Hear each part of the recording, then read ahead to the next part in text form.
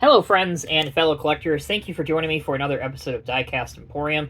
I'm Tommy, and in today's video, we're going to be doing an in-depth review and unboxing of the first gear Komatsu PC78US-11. Bit of a mouthful. All you really need to know is this is a compact excavator with the reduced tail swing option on it so that it can operate in very, very tight and confined spaces. This model released towards the end of 2022. I picked mine up from constructiondiecast.com. There will be a link down in the video's description. All you have to do, click on that link, and you can go and purchase this model if you so desire to do so.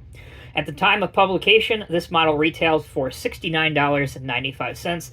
I feel that that might be a little bit much for what you get here, but keep it in mind, everything is going up nowadays, and the scale model world is not immune to that. So, for about $70, I feel like it's okay value, but perhaps it might be just a skosh too high. Alright, let's begin the unboxing process. This is how the model was delivered to me. It comes in a brown outer shipping box. Inside the brown outer shipping box is the Komatsu branded blue and yellow clear window box. You can see PC78US-11, 1:50 scale, the first gear logo at the bottom right. Komatsu logo written horizontally on the left-hand side of the box. Here's what the top looks like with a picture of the excavator up here.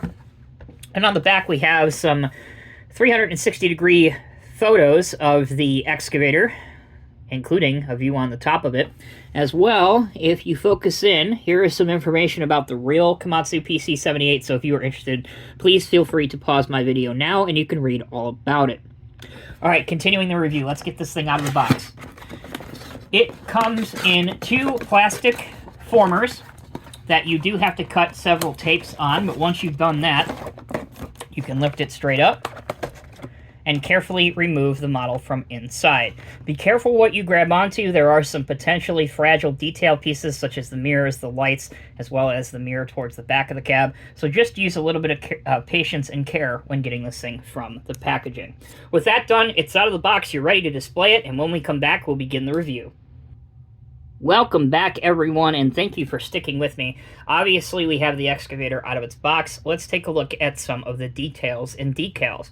As you can see, Komatsu on the back. The venting for the rear of the engine, you can see, is applied with decals, which is actually quite nice. It does have a little bit of a textured surface to it, but it is by no means indented. Also at the back, you have the rear view camera. Again, some reflectors, your exhaust, and the aforementioned rear mirror that I mentioned before. Coming along to the operator's right of the machine, a very crisp PC78US logo can be seen here, along with Komatsu. Komatsu is clearly legible and written on the boom.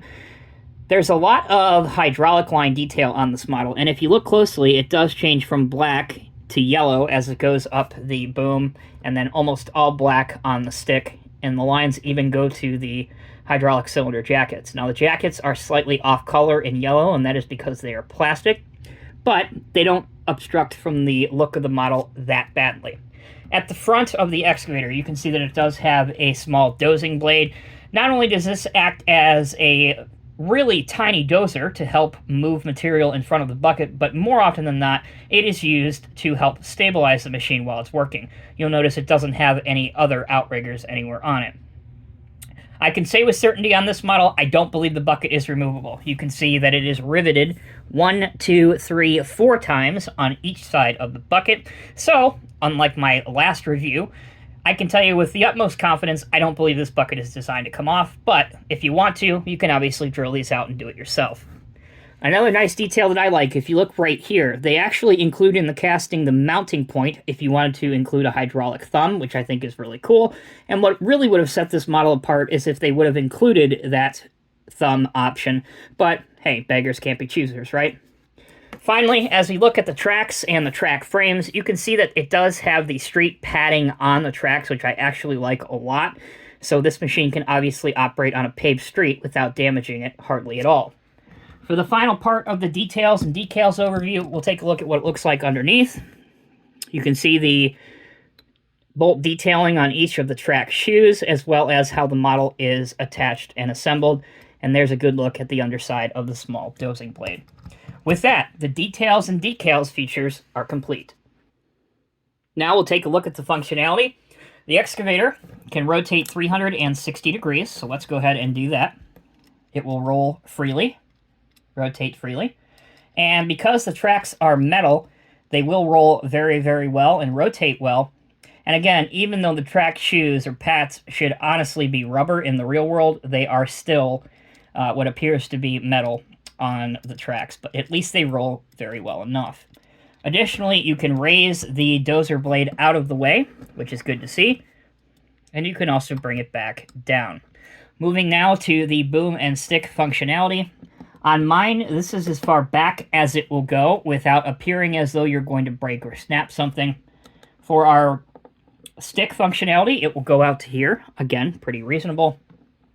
And your bucket will close up nice and far to a complete discharge angle. The lower end of things, you can go down to there, which again is perhaps a bit shallow with a lot of the cylinder left exposed. Now obviously there is a workaround for this, and that is you have to manually file everything down, but that's not something you should have to do on an adult collectible and a model at this price point. But if you're not happy with the digging depth or how far back the boom goes, just know that there is a quick fix for it, but again you'll have to do some custom modifying. Okay, the other end of things. Let's close things up nice and tight for a parked position. So there you go, that's what it looks like parked after a long shift. We'll curl everything in as far as it can go here and drop it back down. So at least the boom and the stick will fold up nice and tight if you do want to pose this on a tag-along trailer. All right, let's take our final break. When we come back, I'll show you what this looks like compared to the PC138, and I'll show you in a couple different display options that you can use for this model. Welcome back, everyone. Okay, apples to apples comparison. We have the PC78 right here and the PC138. Both of these are made by First Gear, so there is your view looking head-on. Facing each other, this is perhaps the best description of just how small the PC78 is, especially when compared to the 138. Let's do the backward shot. There you go. And last but not least, let's do our accidental pose here. So there you go. That is an accurate size representation for both excavators from Komatsu and First Gear. Next up for our pose, we will have the excavator loading a Diecast Masters Western Star dump truck. And again, because of the limitations straight from the factory of not only your height, but also how far back your boom goes, it perhaps may not look the best, but you can get it over the side. Let's do it this way as well. That'll be a better indication. And you can see that it definitely is resting on the side of the dump truck, which is a bit unfortunate. You can get around this by having your excavator on a small bench, which may happen in the real world. But honestly, in the real world, chances are you're not going to have a PC78 loading a dump truck of this size, at least not on level ground. For the last pose, let's bring out our First Gear tag-along trailer. These were released a number of years ago. Every time I show this trailer, I get comments on where you can get them.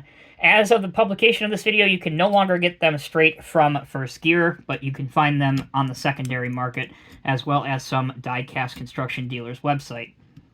Hopefully, First Gear will come out with a new run of these tag trailers, but for now, as of the time that I am filming this video, that's the only place you can get them.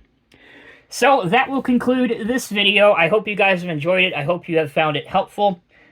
In summation, I believe the model is a little bit overpriced for what you get. It's a massive disappointment that some of the boom and stick functionality is what it is. That being said, things could be a whole lot worse, and if you're a fan of Komatsu construction equipment or even compact equipment, I definitely would not have a problem recommending this model, but just be aware of some of the limitations that the casting brings. Again, thank you all so much for watching. If you are new here, please hit the like and subscribe button so you never miss another upload from me. Take care, be well. I'll see you in the next review.